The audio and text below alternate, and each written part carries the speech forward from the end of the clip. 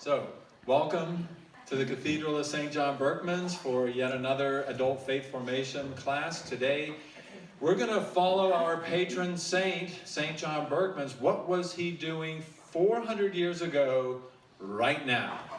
400 years ago, the young St. John Berchmans had already felt the call to the priesthood and desire to join the Jesuits, this young group of priests who were missionaries. The context of his life, we'll find out more with the wars, the conflicts going on.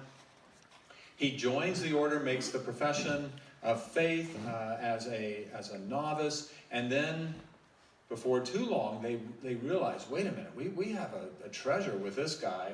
We have a little saint. We have someone who is academically superior to so many of the others. Even though he had to study, it's not one of those where it just came naturally, which I highlight to the kids who attend our school, because he is also one of the patron saints of students.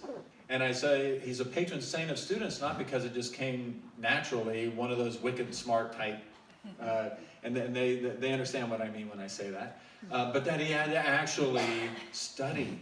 And he did, and did well, and excelled. And again, his superiors recognized that so much so that they said, we want to send him to our congregation in Rome.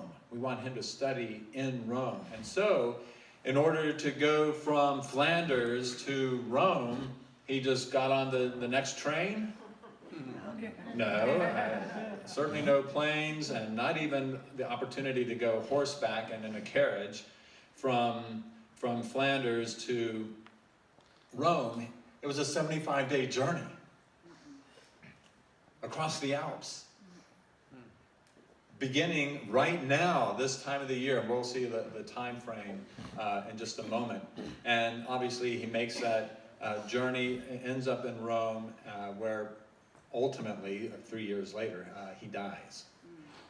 Not because of this journey that we're about to talk about, but even more importantly is not this 75-day journey, but his journey of faith. And that's, we may not desire to take a 75-day across the Alps journey from modern-day Belgium to Rome, but the journey of faith is something that we can model ourselves after his journey of faith. So I'd like to invite Dr. Cheryl White, who has been to some of these places, to give us this presentation. Would you want to pray? We're going to pray then. I will lead us in prayer. In the name of the Father, the Son, and the Holy Spirit, amen. Heavenly Father, you have given us a model of purity and holiness with St. John Berchmans, who so desired to live a life in obedience to your commands and to the way of life of the Society of Jesus as founded by St. Ignatius. We ask that through his intercession, we may always be confident in our journey of faith, that everything that all the compulsions we feel as gifts of the Holy Spirit, guiding us, directing us, that they are indeed from you, helping us to be the people you have called us to be, and help us, even in the times of difficulty, as did St. John, to always remain true to the faith as taught us by your Son, Jesus Christ. We also know that St. John had an unbelievably beautiful devotion to Mary, and so now let us pray as he prayed so often. Hail Mary, full of grace, the Lord is with thee. Blessed art thou among women, and blessed is the fruit of thy womb, Jesus. Holy Mary, Mother of God, pray for us sinners, now and at the hour of our death. Amen. In the name of the Father, and of the Son, and of the Holy Spirit. Amen. So, as Father mentioned, it's been 400 years ago, and actually 400 years ago, beginning on October 24th, which is this coming Wednesday, I believe. Is that correct? Yeah. And the reason I wanted to be sure about that is because he actually left Mechlin in Flanders on October 24th, which was also a Wednesday, as it happens. Just 19 years old, and when he set out on this journey to Rome, really incredible journey. So what I wanted to do, because I think it seems like it's an important centenary to celebrate, obviously 400 years. A more important centenary because it was his journey to sainthood. Of course, he didn't know it at the time, although I suspect we have some clues that he was already thinking about, very much thinking in an eternal way, even on this particular journey. He lived, of course, as Father mentioned, less than 3 years after he arrived in Rome, 2 years and 8 months to be exact, 2 years, 8 months and a few days after he arrived in Rome. So, Flanders, Belgium today, and I want to talk just a little bit about that, because I think that anachronistically we think of this as Belgium. He wouldn't have known it as Belgium.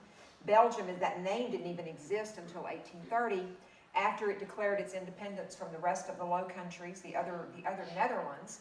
Actually, at the time that St. John Berchmans lived, this area was known, Flanders was part of what was called the Spanish Netherlands, part of what a deed that had been given to the Spanish crown in 1566. So no one would have called it Belgium. He wouldn't have known that name. Actually, the name Belgium comes from the Celtic tribe that is associated with that region, the Belgae. So again, didn't exist until 1830. Only then, really because of the independence from the rest of the Low Countries, so-called because they are at or below sea level, these provinces of the Netherlands are. And again, really to create a buffer zone in the 1830s between the territorially aggressive French, right? Because you remember that Napoleon Bonaparte would not have been too far in the distant memory of the 1830s. So to create a buffer zone between France and the rest of Europe. But he certainly would not have known it as Belgium. I don't know how much you wanted to know about that, but anyway, there you go. There's your lesson on Belgium today. You already know more than you did when you came in, probably. So, John Berchmans, having become a Jesuit novice in 1616 at the age of 17, took his first vows on September 25th of 1618 and was sent to Antwerp, also in Flanders, to continue his study. But then when he got there, he learned, literally just a few weeks later, that he was to go to Rome to study instead. Not in Antwerp, but in Rome. So, to continue his studies with the Jesuits. And part of what I wanted to do today was to place this in its full context for you, rather than make this a flat narrative about, okay, on this day he went to Paris, he arrived in Lyon on this day, and then he went to Milan. I think it would be really beneficial for all of us to understand the broader context of his life and what is going on specifically in Europe.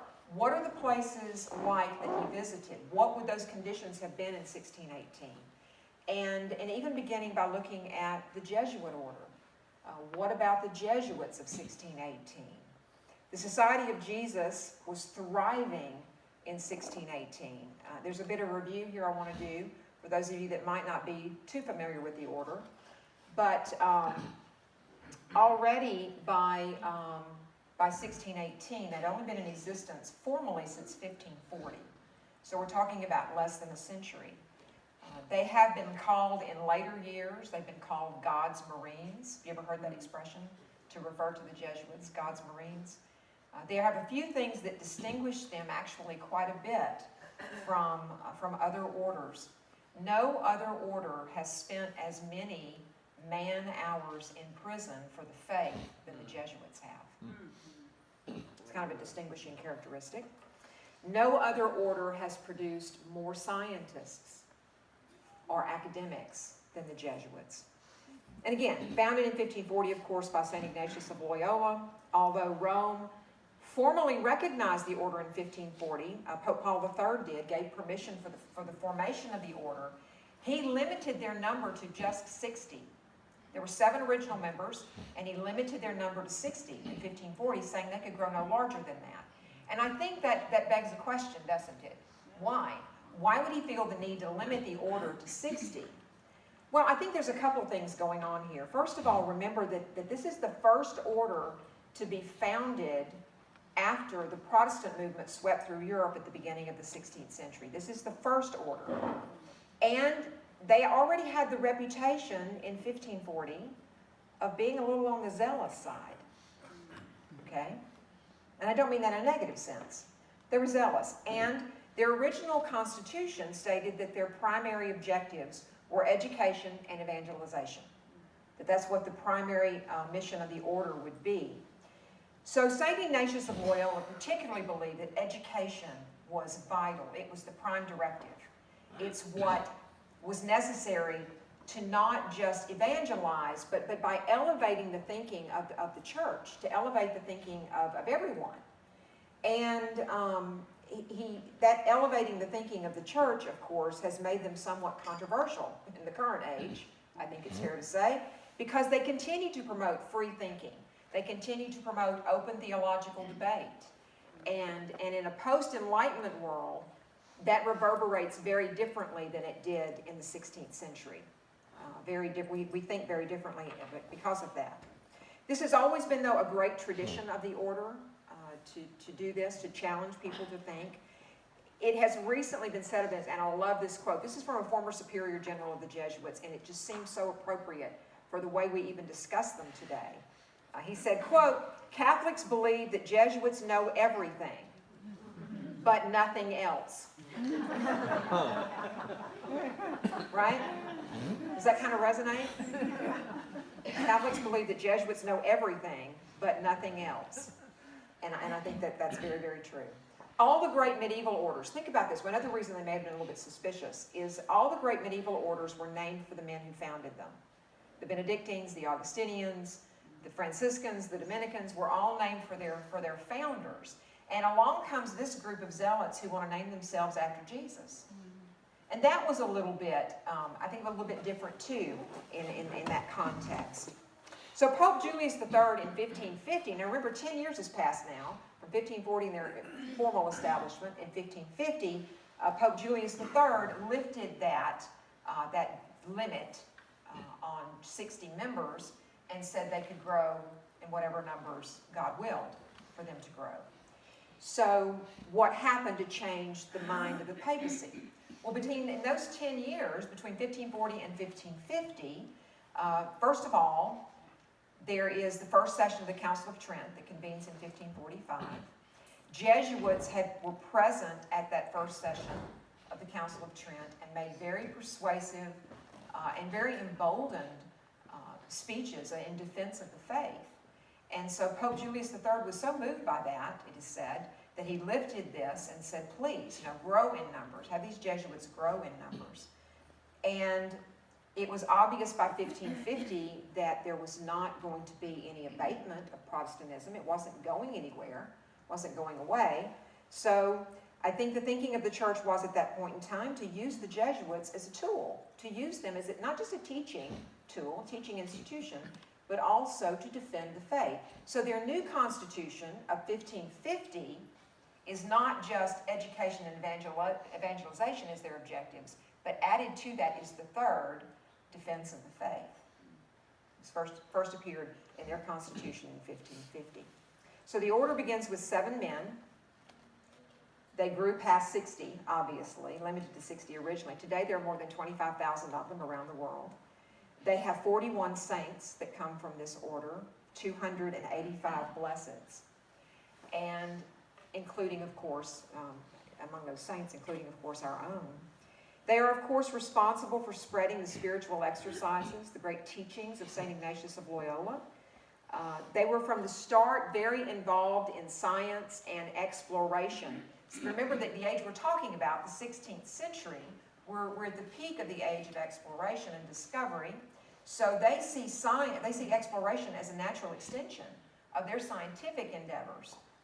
And I think that this is a testimony to this, that fully one third of the astronomical observatories in the world that were built during the scientific revolution of the 17th and 18th centuries were established by Jesuit scientists. 1/3. After the invention of the telescope in 1609, okay, 1609, 1/3 of them are built by Jesuit scientists. Several of the world's major rivers were first explored and charted by Jesuit explorers, including, of course, the Mississippi. Jacques Marquette, right, and the Mississippi River. The Amazon by a Jesuit named Samuel Fritz. Pedro Paez, a Spaniard who found the source of the Nile River. So these, again, all of these great things, these great accomplishments would have certainly contributed to the prestige of the order, for sure. And it's fair to say that at the time, even of St. John Berchmans' life, that the prestigious nature of the order, the notable nature of the order, would have no doubt been a draw to someone who, as Father mentioned, was a natural scholastic, a natural academic. He would have been drawn to that kind of environment. So part of the reason the order was dissolved in 1773, and it was temporarily dissolved, I don't know how many of you know that, between 1773 and 1814, the Jesuits did not exist as an order. They were suppressed. And part of the reason that they were suppressed in 1773 by Pope Clement XIV was precisely because of the pressure he got from European powers. The Jesuits were, as I said, prestigious. They were powerful.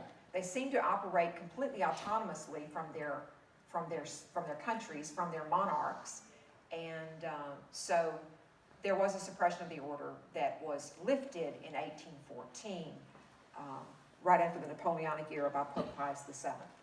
So, naturally, somebody like St. John Berkman would be drawn to this order, to this environment, this great scholastic zealot group, right?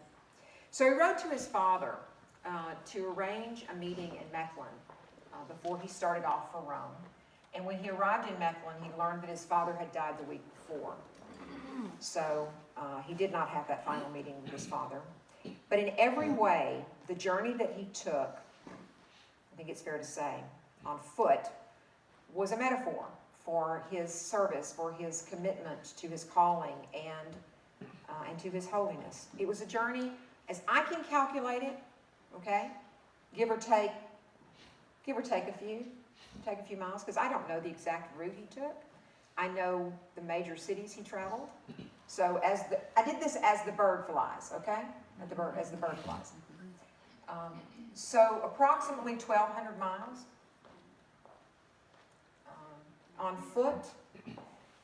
And if that took him 75 days, you can figure that's an average of 15 to 16 miles a day on foot. Obviously, I'm sure that some days he traveled more than that, some days perhaps less. But we know that he left on October 24th, and we know that he arrived at the Jesuit church, Jesuit, in Rome on the 31st of December, 1618, on New Year's Eve, which was a Monday. Okay, so here's his journey. So he leaves Mechlin, and he traveled to Paris, then he traveled to Lyon, then he traveled to Milan, Loreto, and Rome. So, if you look at that journey, you might think, well, why would he go that way? Why would he go that way?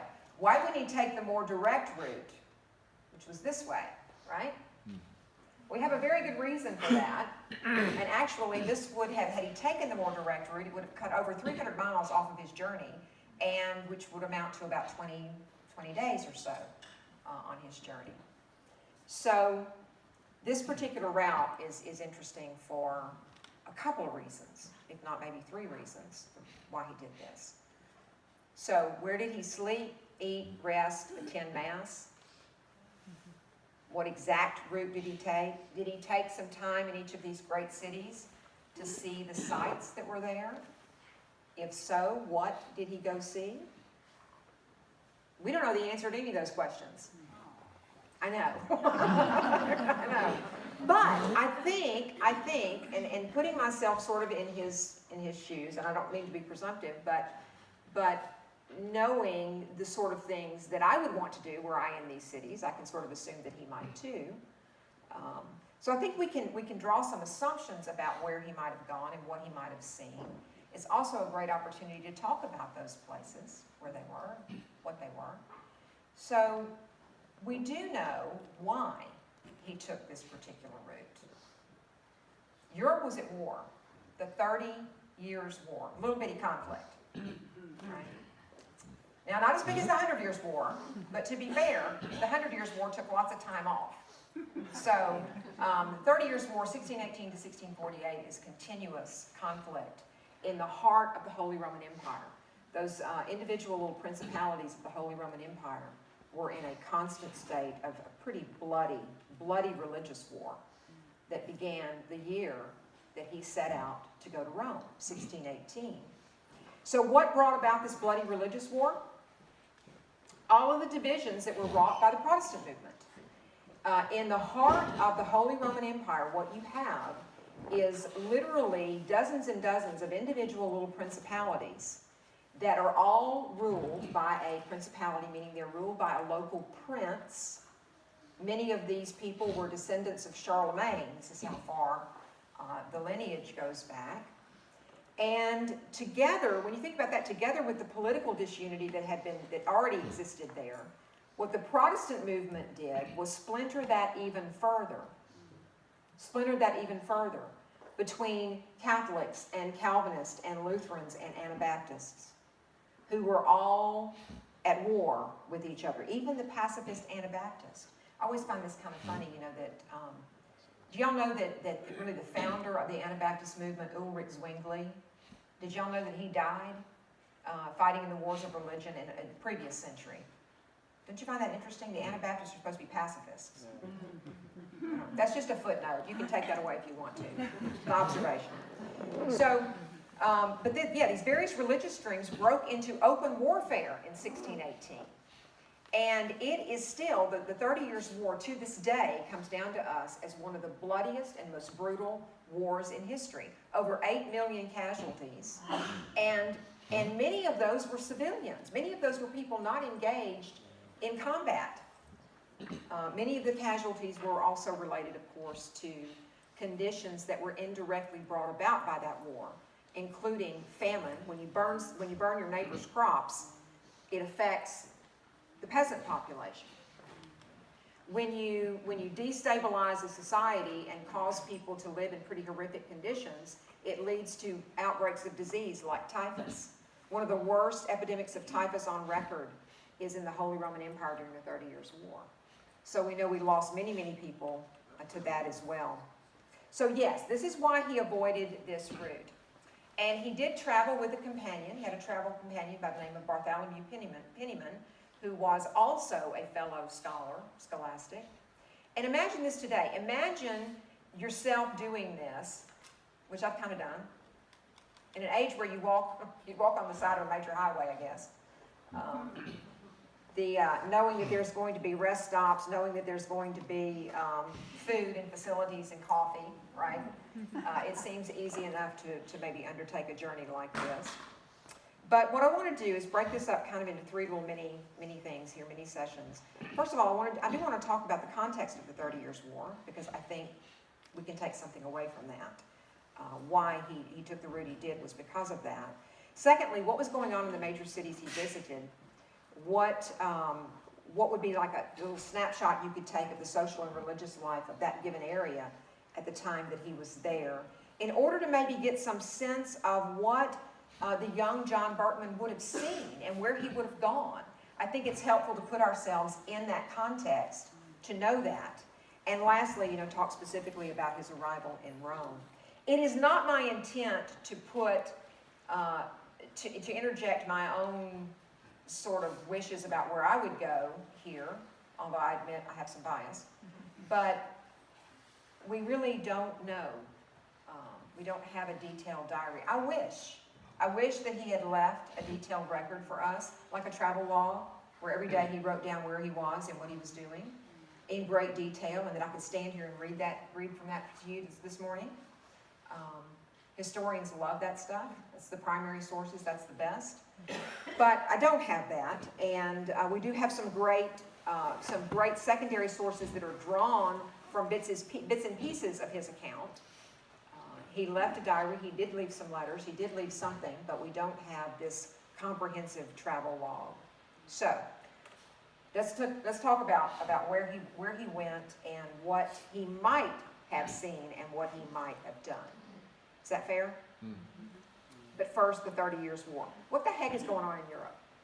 The 30 Years' War, what the heck is this? As I mentioned, it's a very bloody, brutal conflict that is religiously oriented, religiously started. Started when the Holy Roman Emperor Ferdinand II became emperor the year we're talking about, 1618. And he was Catholic, and so he decreed that all the subjects in every single principality of the Holy Roman Empire had to be outwardly observant of Roman Catholicism. And this was in direct sort of conflict with a 1555 agreement that had been reached called the Peace of Augsburg. Anybody ever heard of that? Which essentially was whose realm, whose religion. So whatever the religion of the local prince was or the local noble would be the official religion of that principality. So the Peace of Augsburg had really been designed to sort of keep this sort of thing from happening. But when he decreed this, when Ferdinand II decreed this, the triggering event was something called, you ready for this? The Defenestration of Prague. Do y'all know what defenestrate means? Throw out a window. That's exactly what it means. Out the window. It's just a cool word. If you ever want to start over with something, you know, you can defenestrate. I think that's a great word. So what happens is that right after this Ferdinand II's decree on religion, the Bohemian nobility in present day, what's today the Czech Republic, of course, had in their company 3 regents of the Holy Roman Emperor, Ferdinand II, and they threw them out the window of the Prague Castle, the 3rd floor window of the Prague Castle. And in case you're thinking, well, that's no big deal. I mean, remember, this is a medieval fortress. So the third floor was about a fall of about 100 feet. So they tossed him out the castle window. And these 3 men lived.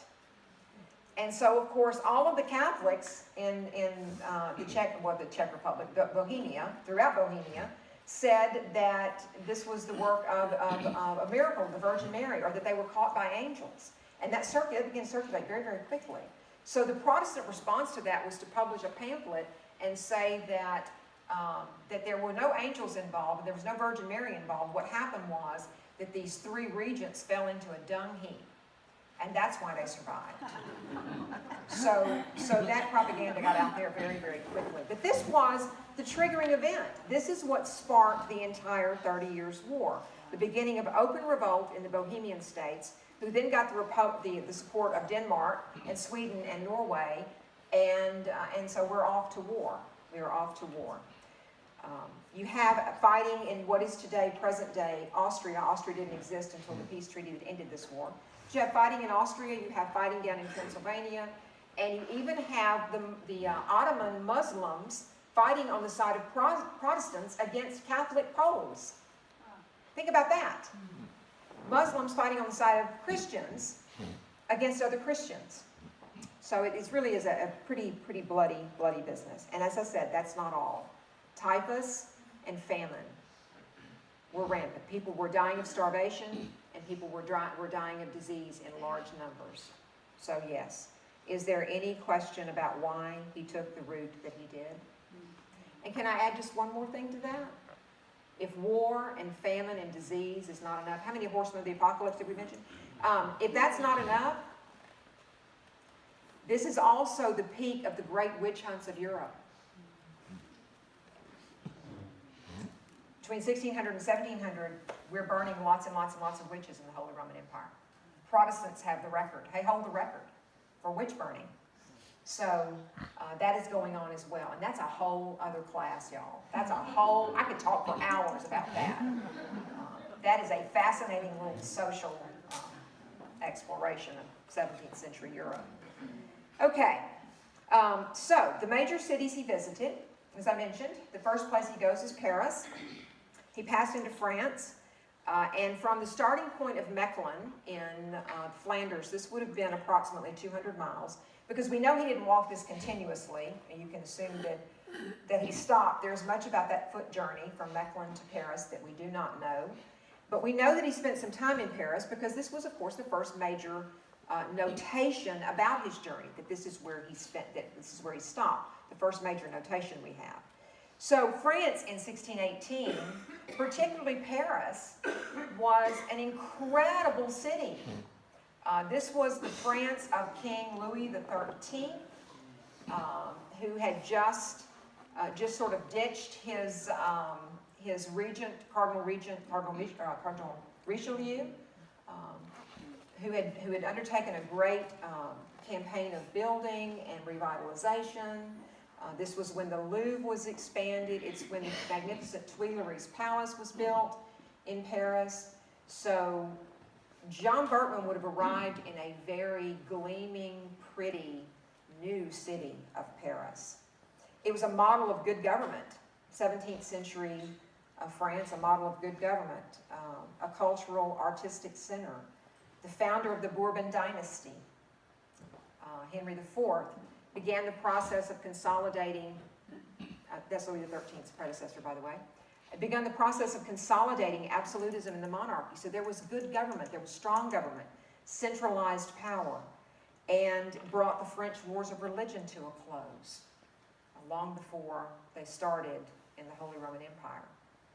So, as I said, we have the Louvre expanding, we have this great building going on of the Tuileries Palace. You can imagine that those infrastructure improvements would have taken lots of other manifestations, expressions as well. There's no question of that.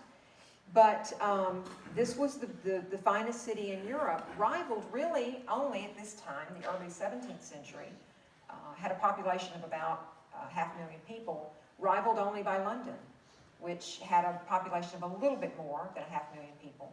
But certainly Paris had already had the reputation of being the artistic and cultural center. So, Cardinal Richelieu had just built, I found this interesting, had just built the Church of St Gervais, which is the first ecclesiastical structure in France that uses Jesuit architecture. So this would have happened right before John Berchmans' journey to France. The cornerstone of that facade was laid by none other than King Louis XIII himself. So, this is the France that John Berchman would have seen. What would he have chosen to visit? I mean, you can imagine that the center of Catholic life, if you think about Christianity in France, a Christian heritage that goes back at least 1,300 years at this point, back to the earliest Merovingian kings and their the most Christian kings of France. I mean, there would have been great things for him to see, of course. Did he visit Notre Dame Cathedral? We can assume that he did. Did he visit Sainte-Chapelle, built in 1242 by King St. Louis IX? Did he see the crown of thorns and the other passion relics that were housed there? You can imagine that he did. Incidentally, because this did come up from a previous talk, I want to go back and put a cap on that. Those relics were housed in Sainte-Chapelle, but they have not been there since the French Revolution. They were moved to Notre Dame. So, that's just a footnote to that. They've been in Notre Dame since the French Revolution, and they are guarded. The crown of thorns, there's one of the Holy Lances, there's about 3 of them, but anyway, there's one of the Holy Lances and several other Passion relics that are held in Notre Dame that, this is a little point of interest to some of us, that are guarded and protected and cared for by the Equestrian Order of the Equestrian Order of the Holy Sepulchre of Jerusalem. So every Friday, they are responsible for curating that. So we can assume that he would have visited Notre Dame. We can assume that he would have visited Sainte-Chapelle. And then from Paris, and no doubt the Jesuit house. There was a Jesuit house there that was established in the early 17th century. And this may have been where he stayed. But we have no way of knowing that, of course. Then he traveled to Lyon. Lyon is a city a distance of about 300 miles from Paris. So this was a little bit more of a journey than from Mechlin. It's a city that dates to Roman times, ancient place, an ancient Celtic settlement there that even the Roman historian Cassius mentions, named for the pagan god Lu, he says. So it's been there since pre-Christian times. We know that there was a thriving early community of Christians in Lyon because of the sheer number of martyrs that come from there in the first centuries. Martyred during the reigns of Marcus Aurelius and Septimus Severus during those imperial reigns, including, of course, Saint Irenaeus of Lyon, who may have been martyred. I think the Eastern Church commemorates him as a martyr. We don't have a date of his martyrdom. We don't know that he was martyred, but that's a common tradition that's associated with him. Something that would have been keen on St. John Berchmans' mind, however, when he went to Lyon, is the horrible bloodshed that had just taken place in Lyon and in Paris, for that matter, in 1572. Just 27 years before John Berkman was born, there was, again, another product of Protestant Catholic tensions in the wars of religion, something called the St. Bartholomew's Eve Massacre that took place across France in the major cities. This was a Catholic-led massacre of Protestants. There was a large number of casualties in Paris, but the worst hit was Lyon. Thousands of people dead. That would have been probably very fresh on his mind. So the Cathedral of Lyon, we can imagine that he would have seen, perhaps. We can be sure that he probably visited because it's dedicated to St. John the Baptist. It's dedicated to St. John the Baptist, for whom St. John Berkman is named. So we can assume that he went here. The original church, this is a 12th century structure, but the original church was established there by St. Irenaeus of Lyon. It's where his relics were held. There was another structure built on top of the original one in the 6th century, and then this 11th century, early 12th century structure replaced that.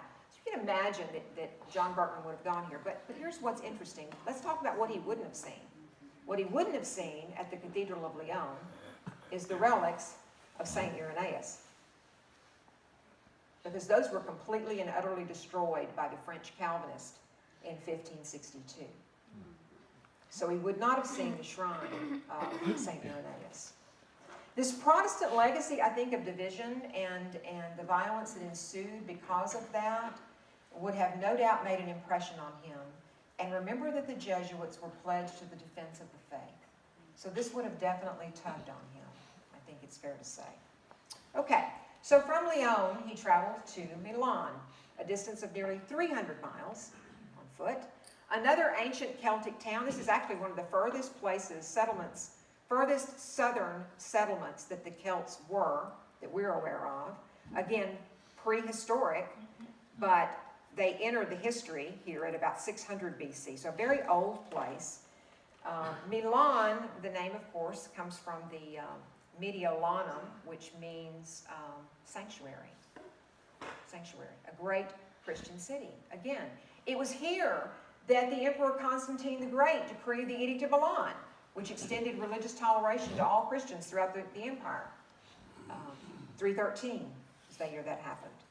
And effectively ending, of course, the major persecutions. This was also the home of a sainted bishop, Ambrose, who died in the late 4th century, who baptized St. Augustine, and who is, of course, one of the 4 Latin doctors of the church. Surely, St. John Berkman would have visited the Basilica of St. Ambrose, where his shrine is. We can imagine that he would have. Absolutely would have. So from Milan, he went to Loreto. On to Loreto, a journey of another 275 miles or so. Why Loreto? The city, originally part of the Papal States, had recently been fortified in 1586,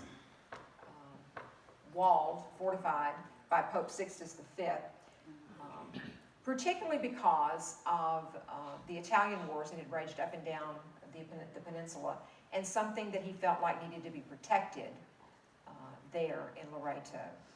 It's been a popular pilgrimage site since at least the 13th century, when a basilica in Loreto was built to enshrine the Holy House. The Holy House. Now that is the shrine, not the Holy House. The Holy House is inside. Within this magnificent marble shrine is believed to be the house of the Blessed Virgin Mary that was taken from Nazareth. And it has a strong tradition in the West dating to at least the time of the Crusades. We know that, of course, it's still a major site of Marian pilgrimage, and certainly would have been for John Berkman. His father mentioned he had a great devotion to the Virgin Mary. The tradition about the Holy House, though, as I said, it really dates to about the First Crusade, that it was taken from Nazareth and brought to Loreto. There's 2 different versions of that story, how it ended up there, but The tradition is that the house in Nazareth was originally converted to a church by the apostles themselves and was in use for that very purpose when St. Helena made her expedition to the Holy Land in the early 4th century, and that she apparently ordered a church built atop it. So again, that is strong tradition, and that existed until the Crusader era when it was taken to Loreto. So we can imagine that, right? And then of course, he is on to Rome. This journey would be the last leg, literally and figuratively, I suppose. It was a journey of about 170 miles. And he arrived on, as I mentioned, on December 31st of 1618. He arrived at Il Gesù, the Jesuit church, Jesuit mother church in Rome on New Year's Eve. So, you can imagine, I mean, what his relief would have been, this journey of 75 days over some pretty brutal terrain, certainly crossing through the Alps. We know exactly the mountain pass that he went through, the Rhone Valley. And he would have been, no doubt, greatly relieved to have finally arrived, but certainly would have been pensive about what lay ahead of him, because he was going to enter further study with the Jesuit order at the Roman College, which is somewhat what it might have looked like in Berkman's day, perhaps. The school originally established by St. Ignatius of Loyola, later renamed Gregorian University for the patron there, Pope Gregory XIII, who authorized the construction of this in 1581. And it was a great academic center of the time, not just because it was a Jesuit center, but because they invited in all sorts of people to lecture and speak, come do guest talks. And perhaps one of its most famous guest lecturers was Galileo Galilei, who had just given a public lecture here in 1616. So there's no doubt that that would have sort of been on everyone's radar, because it was the lecture that he gave at the Roman College that earned him his first warning to stop teaching Copernican theory, to stop teaching heliocentrism, right? That the earth revolves around the sun. He received his first warning about that after his talk at the Roman College. So as most of you already know, by the time of St. John Berchmans' death, he was already known for his holiness. Striving for excellence in even the smallest of things is what all of his contemporaries say about him. And was much loved by not just all of his confreres, but everyone who knew him loved him, it is said. In total, as I said, he spent just 2 years and 8 months in Rome until his death on August 13th of 1621 at the age of 22. What a journey, right? What a journey. And I know, perhaps, that Father Peter has some things he'd like to add. Maybe?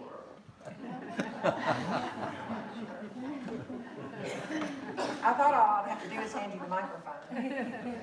Yeah, there you go. And did everybody see their holy cards? Did y'all know that that's a map of 1618 Europe behind him? Well, there's a little trivia for you. And we plan on sending the holy card, physical holy cards, as well as the digital holy card to a number of our friends around the world who have churches and schools named after our patron saint, St. John Berchmans. I like that this is up. This is my alma mater.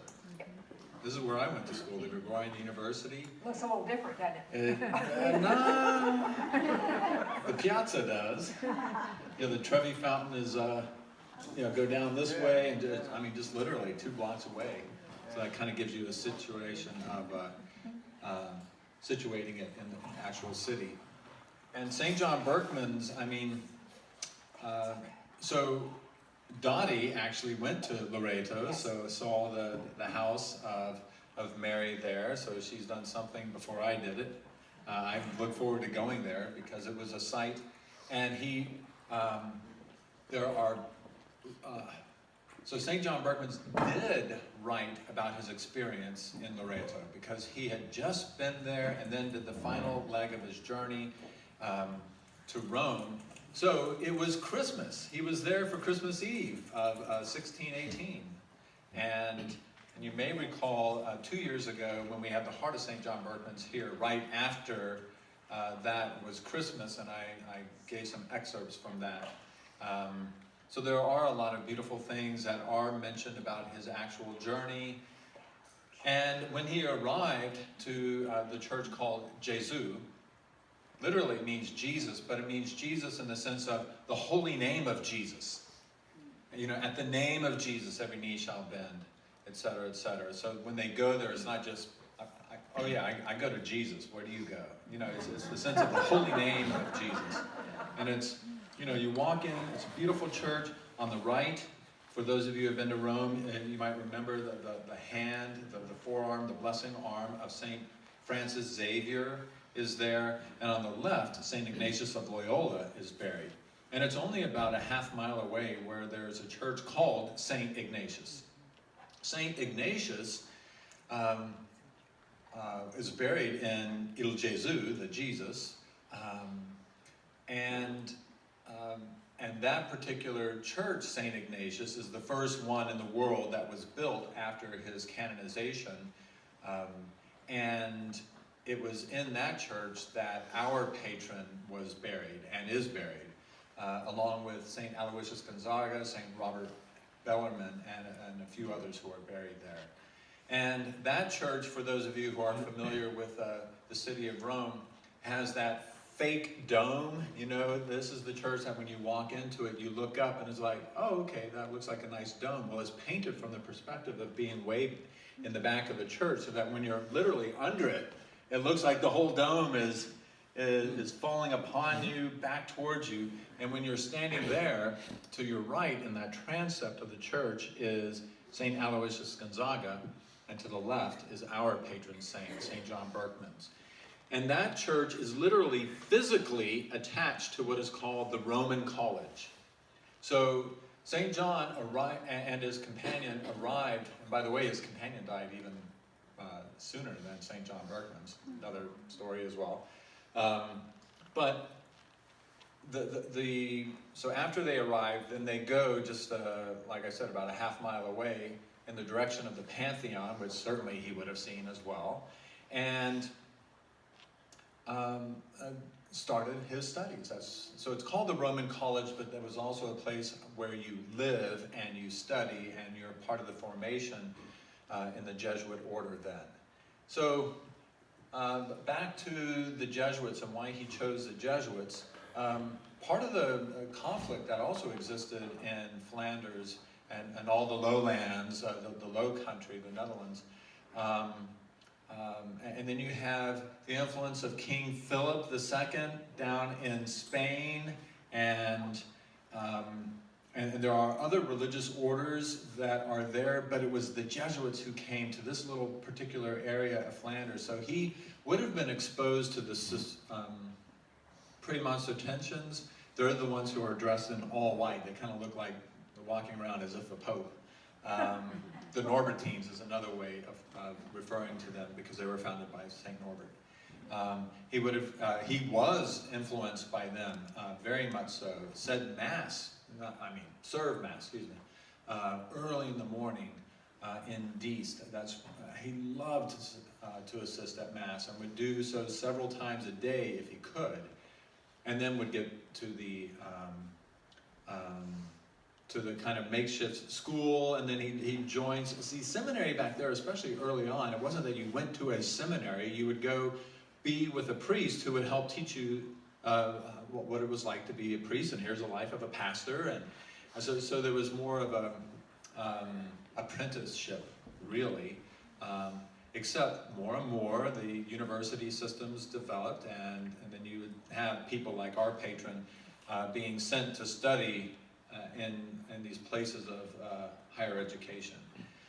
a number of popes have come from this particular institution as well, and even more saints. So he makes his journey all the way, as Cheryl outlined for us, gets to Rome, and he so loved the example of St. Aloysius Gonzaga, who had died in 1593. Remember, St. John Berchmans was born in 1599, so 6 years old, and he's hearing all about this young guy who just died in Rome, and how sad that he died. He was so holy. He was he could have been a prince. He came from a royal family, and he told his family, nope, I don't want to become a prince and continue this. I want to join the Jesuits. I mean, that blew their mind. And oftentimes when you see St. Aloysius Gonzaga depicted in any type of religious art, you'll see him with a crown at his foot. Oftentimes he's dressed as if a seminarian serving Mass, so he has his cassock and surplice, and a crown at his foot. Sometimes the crown is upside down. Sometimes he even has his foot on it. It's like a footstool. You know, that's what the crown means to me. And so, you know, again, picture the church, St. Ignatius of Loyola there, and there's St. Aloysius over there, and St. John Berchmans. You got this guy who was from this regal royal family, left all that behind. You have St. John Berchmans over here. His father was a, what?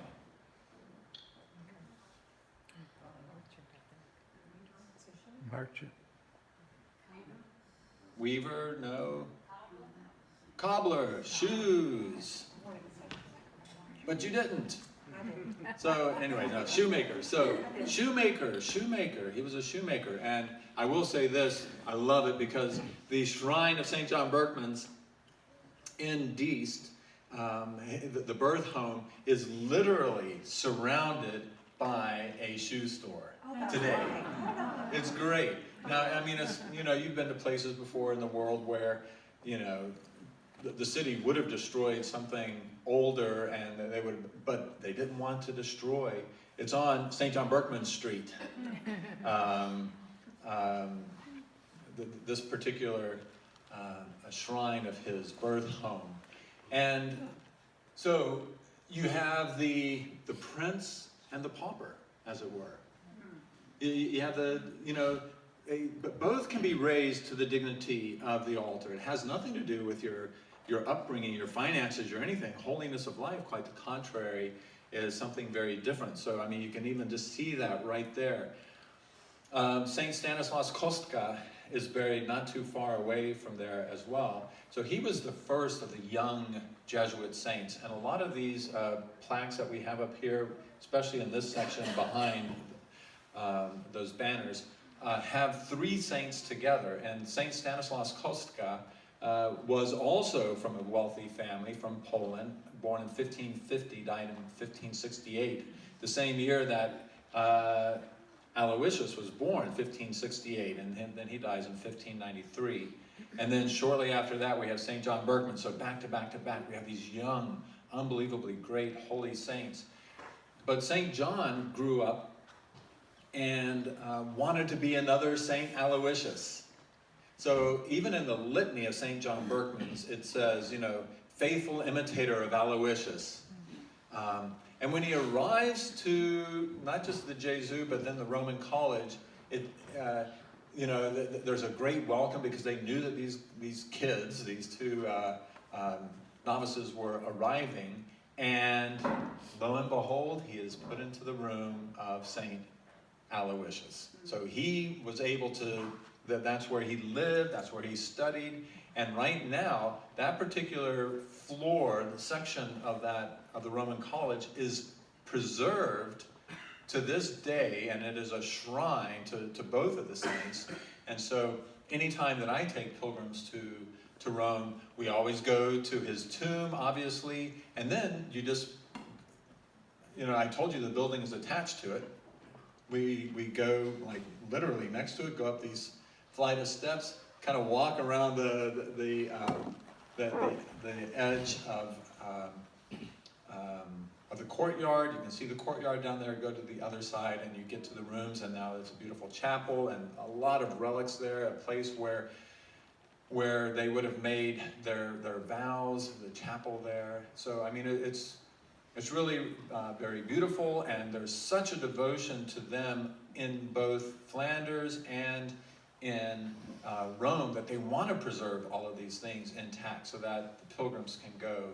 And in fact, at some point, I do want to actually have some type of a pilgrimage, and maybe some of you will be on it, where we start off in Belgium. Take a flight to Brussels, get off there, and literally the airport has a train station attached to it, where you go down the escalator, get on the train, and it'll take you to Diest, and stay there, go to the place of his baptism, First Holy Communion, where he lived, and then go to some of these other sites that we say were made holy by St. John Berchmans, and then try to make some type of a little bit of the trek. On foot. On foot, 75 days. It's a different Camino. You know, we could do that. I would love it, actually. So I think that kind of gives a lot of the highlights of what was going on 400 years ago at this time. And I plan on making mention of it at times in the homilies coming up. And what we will do also, as you can understand, is since he died in 1621, well, 2021 is 3 years away, not even 3 years away when you really think about it. And so we will begin the 400th anniversary of his death, and commemorate it and celebrate it and really try to highlight his life and the holiness of his life. And so we'll start that probably on August 13th, the actual date of his death, 2020, because then that's the 400th year culminating with the actual 400th anniversary of his death. And so you'll hear more about him in a couple of years' time. So what about Cheryl's presentation, or what I have said, or anything that you've always wanted to know about St. John Berchmans but never knew? Yes, Father James. I wonder if there was no option of transportation provided to John Berchmans. That's a great question. Was it entirely his decision to go on foot, or was there some other option? I don't know if there was anything offered. I wish I could say that this was something out of his piety, wanting to go by foot and make that journey, but it was a common thing to do. And since the Jesuits were already flourishing throughout that part of Europe, what he would do in many instances was literally go from Jesuit house to Jesuit house. And actually, the reverse was done after his death. Remember, they didn't take his body, but they took his heart. And the Jesuits, we hear about the reaction of the Jesuits to John Berchmans coming through because they wrote about it when his heart came back. It's like, oh no, you're kidding, he died? What? I mean, he was a saint. He was going to be one of the great, St. John Berchmans, he wanted to go either to China, follow in the footsteps of St. Francis Xavier, or to the New World, where so many of the other Jesuits, like St. Peter Claver, ended up in Colombia and was canonized with him on the same day in 1888. We do know that he stopped, the two of them stopped at many of the Jesuit houses on the way down to Rome, and indeed, his heart. And literally, they venerated his heart. I mean, they got down on their knees. I mean, there was already a sense of veneration. This was a holy person. And so St. John Berchmans, he was the oldest of 5 children, kind of like me. Hopefully there are other areas that overlap. And indeed, he was named after St. John the Baptist. His father also had the name John. His father, we heard that he died just shortly before St. John began this journey. His father was a priest. What? No way. Yes. His wife had died. So St. John Berchmans' mother had already died much earlier, which was one of the reasons his dad didn't want him to go off to the Jesuits. You're the oldest, you got to stay back, you got to help me make these shoes to get the money to take care of the other four. When the others were able to be taken care of by others, aunts, relatives, and all, it made it easier for St. John to go off to the Jesuit novitiate. And then obviously with his father's death and his siblings being taken care of, he totally went with nothing holding him back, 100% Jesuit, want to be a missionary, probably thought he'd never make his way back. Now, here's a kind of a little, all right, maybe, no, I think it's true. So, okay, so St. John Berchmans was canonized January 15th, 1888. Angelo Roncalli was born in 1881. Who is Angelo Roncalli? We know him by the name of John the 23rd. John. He took the name John. John the 23rd was a name already taken, by the way, and a number taken, but he was an anti-pope. And no one had taken the name John ever since the anti-pope. So here he is, 7 years of age, a new, brand spanking newly canonized saint. Now for us, I mean, well, we just had 7 canonizations this past Sunday. You know, in the time of Leo the 13th, he canonized, and this is the second longest pontificate after Pius IX, he canonized 10 people. 10. We just had 7 canonized last weekend. I mean, Pope Francis has already canonized like 400 or 500 We people. need to strike while the iron's hot on that. Our 5 Shreveport martyrs. Right, yeah, we need our Shreveport martyrs How do we get them on the list? recognized. So, so this young Angelo would have been, he would have known the story, absolutely. And I'm not just speculating here, he writes in the Journal of a Soul, he was writing all of this as a young priest, and then as a bishop, then all of a sudden the Bishop of Rome, the Pope, and he takes the name John. He writes about how, oh my beloved John, he was his special patron. Angelo Roncalli loved John Berchmans. It's written throughout his, and not just like when he was a young seminarian, but even when he was the Pope. Now, when asked, he will say, he said, that he took the name after St. John the Baptist. But this is where the speculation comes in. I think there was a really special love, I know he had a love for St. John Berchmans, that gave him even more cause to take the name John.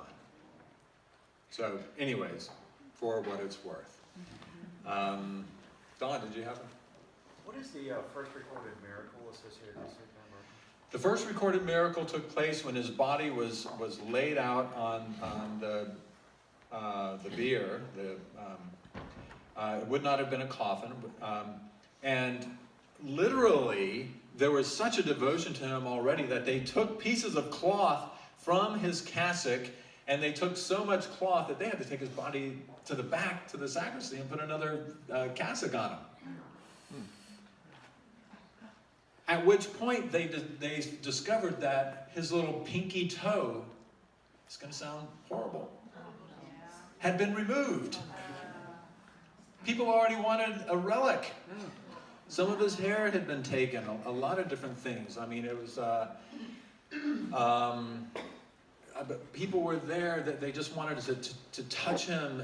And this is the rich, the poor, the cardinals, the hierarchy of the church knew about this young guy across town from the Vatican who died Well, okay, so this is the Gregorian University, but not far from there is the Roman College, who died, and they went there, this church called St. Ignatius, and Aloysius was buried there already, and St. John, no, I almost said St. Robert Bellarmine was already buried there, but he was soon to be buried there.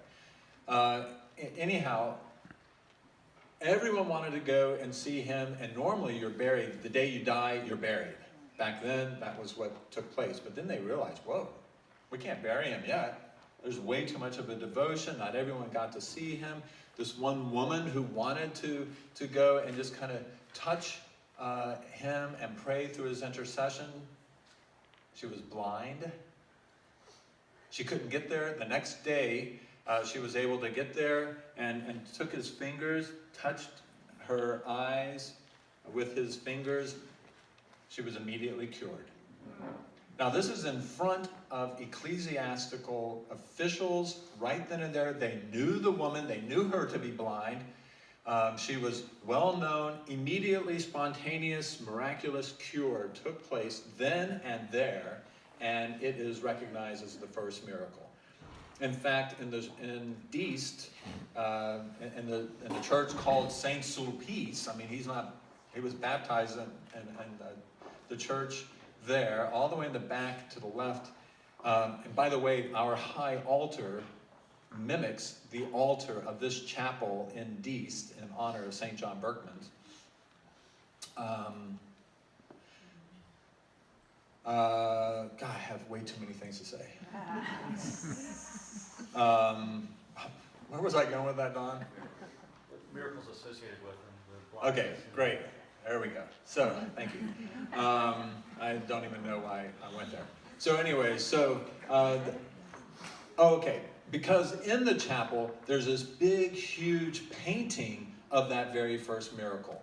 The woman, in fact, I would like for you all to verify.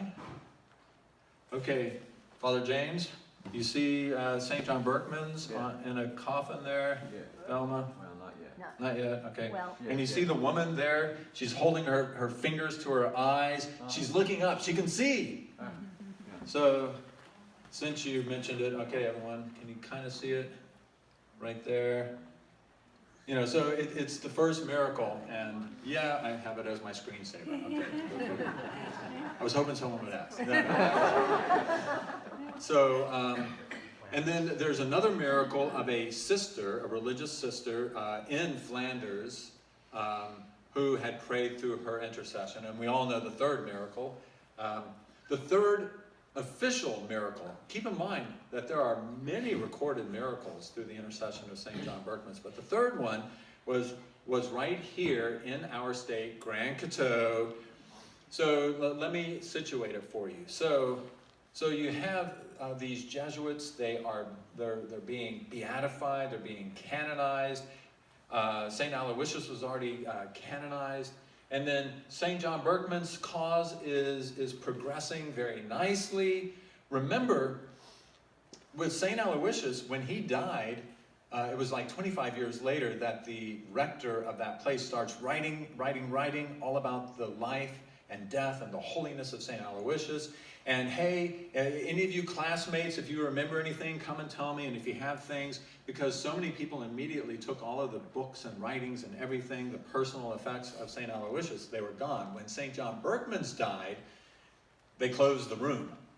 They grabbed all of his stuff, all of his writings, all of his books, all of his personal materials, and immediately, okay, remember last week and the conversation that you had and last month, and remember when he arrived just a couple of years ago? So everything was far more fresh in their minds. It was written. So we have an unbelievably great first-hand accounts of his life and of his death, which is how we know that the scene on the high altar is very real to life, because they wrote about how many people were in the room, what happened when he bounded up on his knees from the mattress, which was on the floor that he had asked for it to be there, and how he fell back and he would have collapsed had it not been for two who grabbed him under his arms, and he was able to receive Holy Communion and made an unbelievably great act of faith in the presence of our Lord in the Eucharist, all unscripted Latin texts, and they quickly wrote everything down.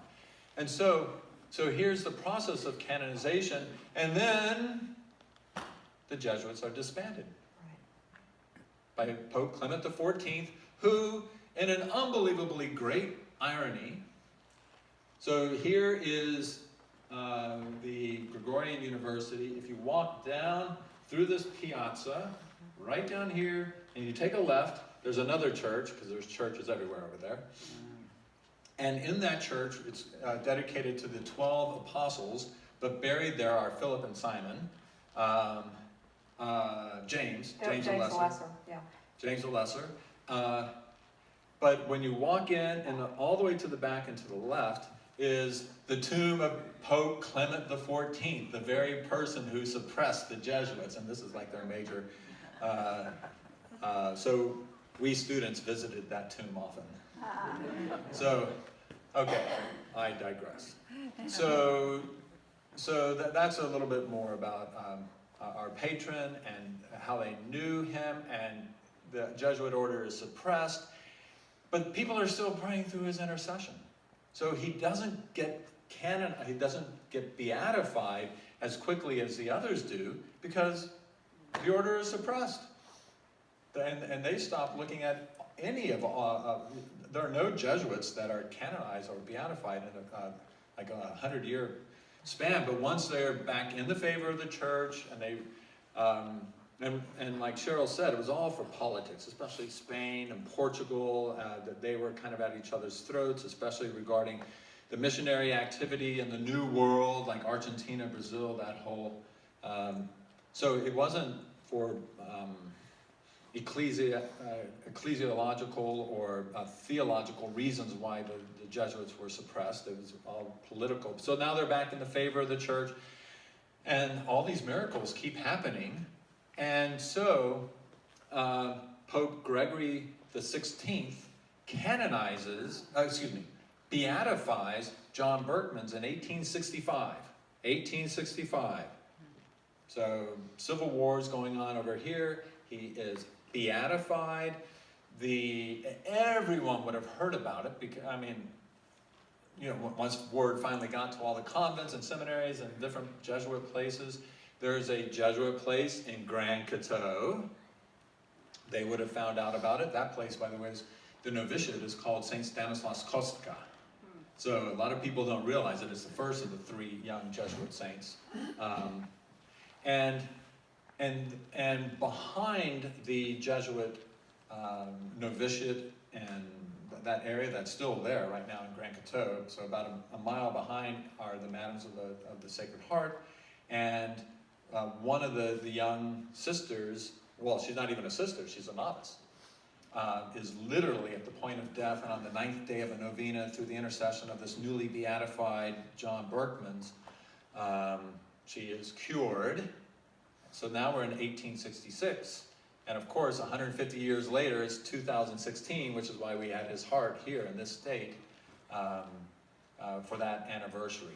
And so that miracle takes place. I am an eyewitness of those papers, because I did something I wasn't supposed to do in the Vatican Secret Archives, and I requested those papers, even though that wasn't a part of our scope of research, but I still got to... against us for the number of, anyway. It actually did count against us, because you can only have a certain number of requests per day, and something, anyways.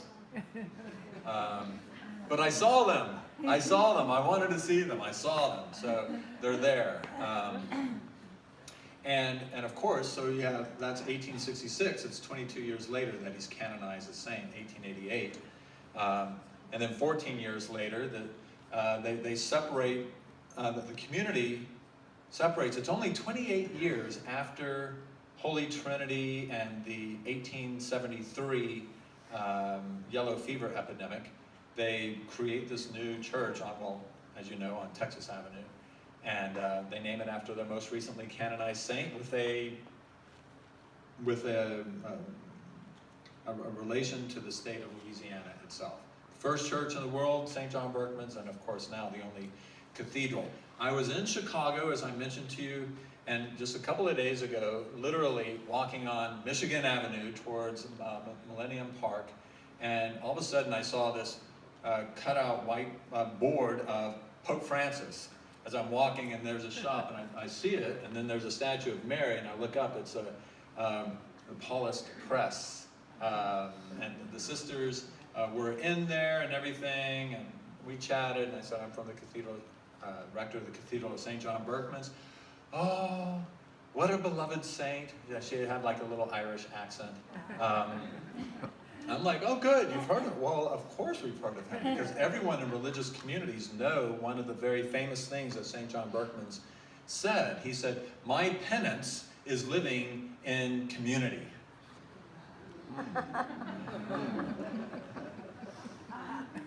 Everyone knows that little phrase of St. John Berchmans. I remember when Cardinal Avery Dulles, a Jesuit himself, he's one of those who's a priest who never becomes a bishop, but he's chosen to be a cardinal after the age of 80. And he also quoted that. And then I remember him saying, yeah, and he was probably unbearable to live with. And I mean, people, so she even said that. She said, this nun in Chicago, she said, oh yeah, oh my goodness, we have some unbelievably beautiful, wonderful, holy, pious sisters, and they can be the most difficult ones to get along with. You know, it's not because of them per se, it's because, well, we want to do it this way, and yet they're just, oh no, you know, everything nice, simple, this. So St. John Berchmans, yes. All right, I've given you the opportunity to talk, and I keep monopolizing the opportunity.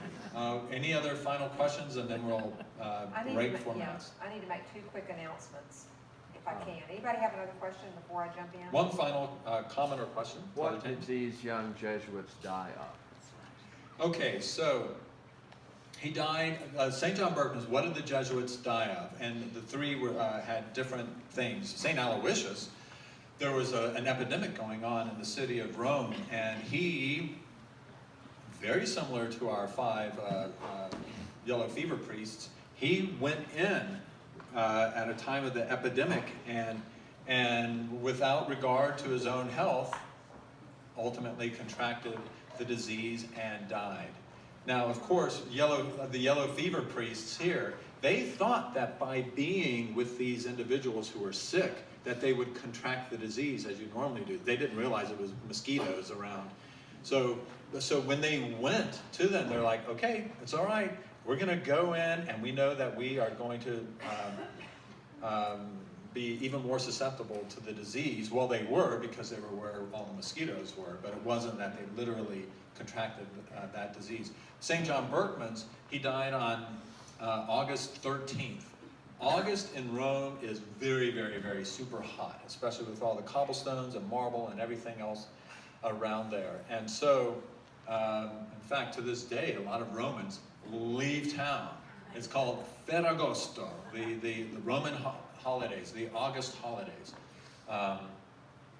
But he stayed in town. It was he was already feeling ill, but he was told, you know, by obedience, he is known to be a great saint of obedience and listening to and the letter of the law that he was told to do. And so it was time to go to school, it was time to do this work order, it was time to do whatever, and he did it even though, and he would constantly fast. And so even in the time of illness and fasting, the heat of the summer, and then he went to defend a particular paper that he had written and was at the Greek college, which is actually just down not far from the Gregorium, and just got so weak and ill that is ultimately what led to his death. So it wasn't a disease per se. It was just some type of an illness exacerbated by the heat of Rome and just by his just constantly going, doing, And yeah, so he died, and like I said, it was almost 400 years ago, and we will learn more and more about not just his death, but obviously his life, his holiness of life. And with that, I am going to conclude. Hang on just for a second for a couple of more announcements, and I'll see many of you at Mass in 15